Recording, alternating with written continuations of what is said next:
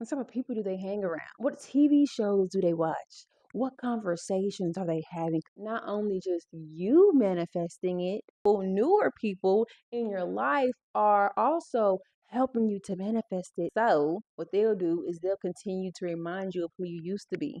It's simply embodying the version of you that has it all. Two or more minds at once fixated on a specific outcome is way more powerful than one.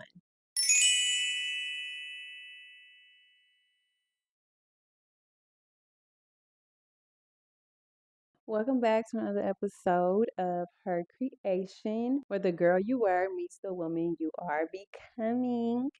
And to my new creators, make sure you guys like, comment, and subscribe to the channel. And to the Kreation crew, you already know how we do. Now we're going to get straight into this episode. So, people do not believe your words, they believe your frequency. In the process of us creating our realities, you don't have to prove yourself to people once you decide that you are already her. You are already that version of yourself that has it all.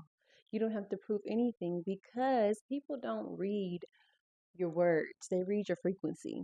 It's kind of like the goat will never call himself a goat, the goat will just be a goat. Somebody who is extremely successful in their area of life or whatever they do, they don't talk about it, they just be it. There's no need to talk, there's no need to speak on it because my energy and how I move about is going to say enough for me. It's kind of like I was telling somebody recently, like, you don't have to walk around saying you're the greatest. You don't have to walk around doing that. You don't have to walk around and remind people that you're this, you're that, you're that. When you're doing that, people actually can pick up on that energy and they're actually going to read the exact opposite of what you're telling them because the fact that you have to try to convince me with your words just lets me know that you yourself don't even believe it. So we got to stop trying to convince with our words and start convincing with our frequency. And by doing that, it's simply embodying the version of you that has it all, embodying her and embodying what that person has going on. And with embodying that version, you have to really get down to the nitty gritty. What are their habits? What does this version of me do every day when they wake up in the morning? Where do they work? Where do they shop? Even down to like the simple things of what grocery store do they shop at? What type of food do they buy? What type of gas do they put in their car? What type of people do they hang around? What TV shows do they watch? What conversations are they having consistently? You have to really pinpoint and get down to the nitty gritty of this version of me does X, Y, and Z. What is it? And then on top of that, also killing the old version of yourself. You cannot embody a new version of you while still hanging on to the habits of the old version. Now, dealing with people who can't let go of who you used to be, or say you're changing, say you're shifting realities, and there's some people who cannot let go of the idea of who you used to be. The reason why they can't let go of the old version of you is because that's all that they've known you to be. And so sometimes people can be like, oh, you capping when you talking about changing or doing something different. They don't think you for real. So what they'll do is they'll continue to remind you of who you used to be and treat you as if you're the old version of you. But honestly, how to handle that is to simply just stand on your boundaries, stand on your standards, respect them, and continue to do that with consistency.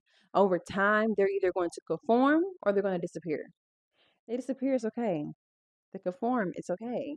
Regardless, you did what you had to do by standing 10 toes in your beliefs and how you view yourself. It's way easier to get new people to conform to your beliefs about yourselves because they don't have a past version of you that they can go off of and say, oh, well, you used to be this, you used to do that, and you used to do. No, they don't have that, so they can't really try to go against your new identity, your new shift. And there's this thing where it's like two or more minds at once fixated on a specific outcome is way more powerful than one. So say you're manifesting and you're manifesting a luxury lifestyle, or you're manifesting a new job, or you're manifesting whatever it is, right? If two or more minds are fixated on the outcome to happen, it's going to go quicker than you just by yourself. So this is why it's best to also get yourself around new people, because new people don't have a past you to base you off of, or go off of.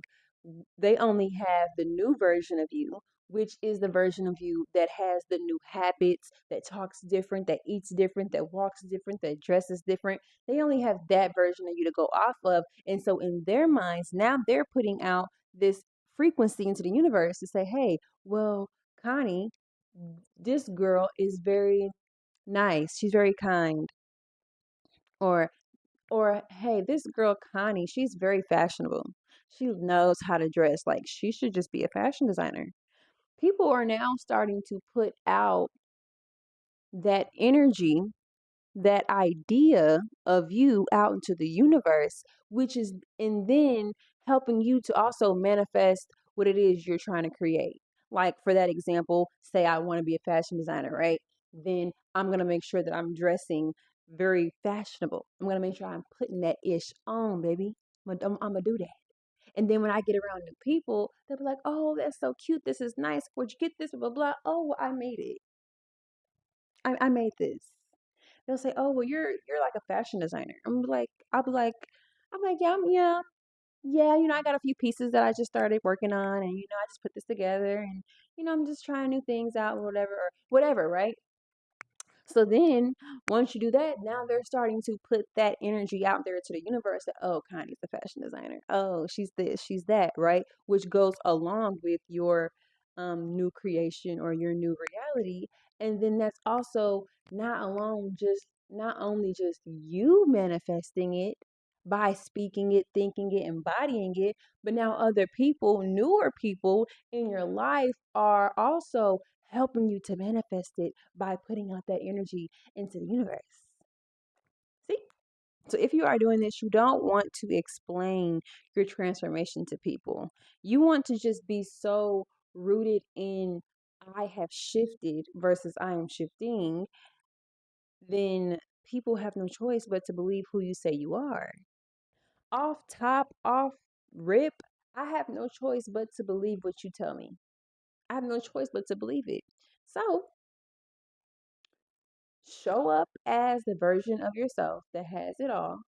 Embody her, embody that version of you, and just watch how people are going to conform to your new identity, which is then in turn going to help you manifest even faster. It's going to help you shift even quicker, baby. Okay. Okay, so we're going to get into the last segment of the show called This Is So Her. And this week, I scheduled myself a self care day. I decided to take me a bubble bath with candles.